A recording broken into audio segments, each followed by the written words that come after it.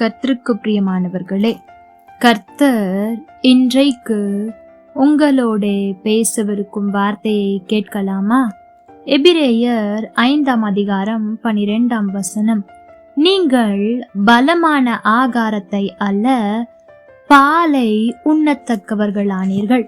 எனக்கு பிரியமான தேவ ஜனமே, அப்போஸ்தலனாகிய பவுல் இங்கே சொல்லுகிறார், பலமான ஆகாரத்தை உடையவர்கள்தான் நன்மை இன்னது தீமை இன்னது என்று பகுத்தறிய முடியும். அவர்கள்தான் ஆண்டவருக்காக எழும்பி பிரகாசிக்க முடியும் என்று இங்கே சொல்லுகிறார். அப்படி என்றால் அர்த்தம் என்ன? இதை குறித்து நாம் 1 கொரிந்தியர் 3ஆம் அதிகாரம் 2ஆம் வசனத்தில் வாசிக்கும் போது இப்படியா இருக்கிறது. அதாவது, யார் மாம்சத்துக்குரியவைகளை சிந்தித்து மாம்சத்துக்குரியவைகளை செய்து கொண்டிருக்கிறார்களோ அவர்கள் இன்னும் பாலை உண்கிறவர்கள் தான் என்று வேதம் சொல்லுகிறது. அதாவது, எனக்கு ஆண்டவர் தெரியும், ஆண்டவருடைய அடிப்படை உபதேசங்கள் தெரியும், ஆண்டவருடைய வார்த்தை என்ன சொல்லுகிறது என்று தெரியும். இதெல்லாம் எனக்கு தெரிகிறது, உண்மைதான். ஆனால் நான் அவற்றில் வளரவில்லை என்றால் நாம் இன்னும் குழந்தைகளாகத்தான் இருக்கிறோம்.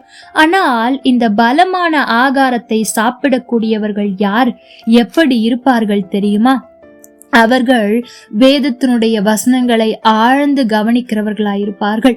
அதில் உள்ள ஆவிக்குரிய ஜீவியங்களை கற்றுக்கொள்ளுகிறவர்கள் மாத்திரமல்ல, அவர்கள் எதை வேதத்திலிருந்து கற்றுக்கொண்டார்களோ அதை தங்களுடைய வாழ்க்கையில் அபியாசப்படுத்துகிறவர்களாகவும் அதற்கு கீழ்ப்படுகிறவர்களாகவும் இருப்பார்கள். அது மாத்திரமல்ல, அவங்களுடைய வாழ்க்கையில் நடக்கிற காரியங்கள் ஆண்டவருடைய சித்தத்தின்படி தான் நடக்கிறது என்று ஆவிக்குரிய வாழ்க்கையில் ஒரு முதிர்ச்சியோடு காணப்படுவார்கள். அது மாத்திரமல்ல, எல்லா சூழ்நிலைகளிலும் ஆண்டவருடைய வசனத்திற்கு கீழ்ப்படுகிறவர்களாயிருப்பார்கள். ஆம், எனக்கு பிரியமான தெய்வ பிள்ளைகளே, இன்னும் எளிதான முறையில் சொல்ல வேண்டும் என்று சொன்னால், பாலை உண்கிறவர்கள் இன்னும் ஆவிக்குரிய ஜீவியத்தில் முதிர்ச்சி அடையாமல் இருப்பார்கள். ஆனால் பலமான ஆகாரத்தை உண்ணுகிறவர்கள் ஆழ்ந்த சத்தியத்தை உணர்ந்து எல்லா சூழ்நிலைகளிலும் அதை அபியாசப்படுத்துகிறவர்களாயிருப்பார்கள்.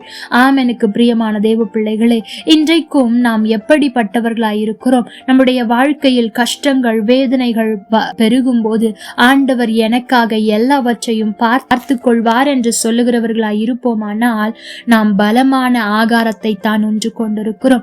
ஆனால் சின்ன பிரச்சனை வரும்போதே ஏன் ஆண்டவர் எனக்கு மாத்திரம் இதை அனுமதிக்கிறார் என்ற கேள்வி உங்களுக்குள் வரும் என்றால் நீங்கள் இன்னும் பாலைத்தான், அதாவது வசனங்களை வாசித்துக் கொண்டிருக்கிறீர்கள், அவ்வளவுதான் என்று அர்த்தம். எனக்கு பிரியமான தேவ பிள்ளைகளே, யார் ஒருவர் ஆண்டவருடைய வசனத்தை வாசித்து தியானித்து அதை தங்களுடைய வாழ்க்கையில் அபியாசப்படுத்தி கொண்டிருக்கிறார்களோ அவர்களை எந்த பிசாசானவனாலும் எந்த மனிதனாலும் எந்த சூழ்நிலையினாலும் அசைக்கவே முடியாது. ஆனால் யார் ஒருவர் ஆண்டவருடைய வார்த்தையை அதிகம் படித்துவிட்டு அதை கொஞ்சம் கூட கீழ்ப்படியாமல் சாதாரணமாக இருக்கிறார்களோ அவர்களுக்கு சின்ன தலைவலி வந்தால் கூட அது ஆண்டவரை குற்றம் சொல்லுகிறவர்களாக மாறிவிடுவார்கள். ஆகவே இந்த நாளில் நீங்கள் ஒரு பொருத்தனை செய்யுங்கள். ஆண்டவரே, நான் இன்னும் குழந்தையாய் பாலை உண்கிறவளாய் அல்ல, ஆகாரத்தை, அதுவும் பலமான ஆகாரத்தை உண்கிறவளாய் என்னை மாற்றும்.